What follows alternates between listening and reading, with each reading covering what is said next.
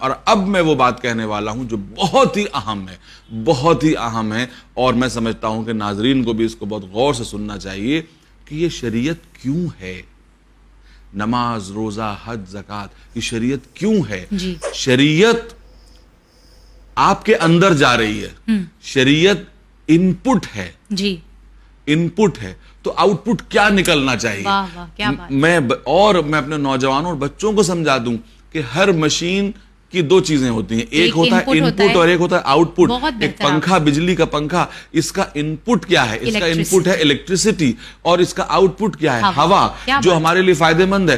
تو شریعت آپ کا ان پٹ ہے، اور اس کے آؤٹ پٹ جو ہونا چاہیے وہ انسانیت۔ بہت عمدہ ہے۔ جب تک آپ انسانیت کا آؤٹ پٹ نہیں دیں گے، لوگ آپ کی شریعت پہ بھی سوال اٹھانے لگیں گے، ان پٹ پہ سوال اٹھے گا، آپ کے ان پٹ پہ سوال ہوگا۔ اس کے معنی یہ ہے کہ آپ کا ان پٹ، اور ایک بات اور سمجھیے کہ اچھی مشین وہ ہوتی ہے جو کم ان پٹ لے کے زیادہ آؤٹ پٹ دے۔ تو اس کے معنی یہ ہے کہ آپ کے سجدے بھلے ہی کم ہوں مگر آپ بڑے انسان زیادہ بن جائیں۔ کہیں ایسا نہ ہونے پائے کہ سجدوں کی تعداد وہ بہت طویل ہے لیکن انسانیت میں آپ فیل ہوئے۔ تو آپ، شریعت آپ کا ان پٹ ہے، شریعت آپ کے اندر جا رہی ہے، تو کچھ نکل کے بھی تو آنا چاہیے، اور جو کچھ نکلنا چاہیے میں سمجھتا ہوں وہ ہے انسانیت۔ آپ بڑے انسان بن جائیں، خمس دے کے آپ بڑے انسان بن جائیں، حج کر کے آپ بڑے انسان بن جائیں، اور اگر آپ خمس دے کے بڑے انسان نہیں بنے تو یاد رکھیے کہ آپ کا پیسہ جو ہے وہ پانی میں چلا گیا۔ آپ کسی بھی کیٹیگری سے حج کر لیجئے لیکن واپس آ کے آپ زیادہ بڑے انسان نہیں بنے تو سمجھ لیجئے کہ آپ کا سفر تو ہو گیا، ریلیجس ٹورزم تو ہو گیا، لیکن حج قابل قبول نہیں۔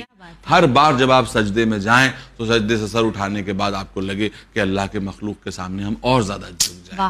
تو یہ جو شریعت ہے، شریعت مقصد نہیں ہے، شریعت کے ذریعے بلند انسان بننا مقصد ہے۔ شریعت آپ کے لیے ہے، آپ شریعت کے لیے نہیں ہے۔ خدا وند عالم آپ کا دیا ہوا پیسہ اللہ کی جیب میں نہیں جاتا ہے، آپ کو انسان بنانے کے لیے اس نے شریعت دی، ٹھیک ہے نا؟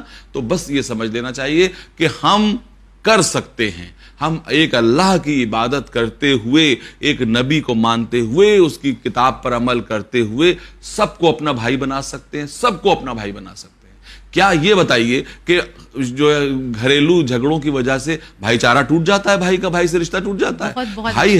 بھائی ہے وہ بھائی رہے گا، ٹھیک ہے، مکتب فکر الگ ہے تو کیا ہوا، اس کے باوجود وہ ہمارا انسانی بھائی۔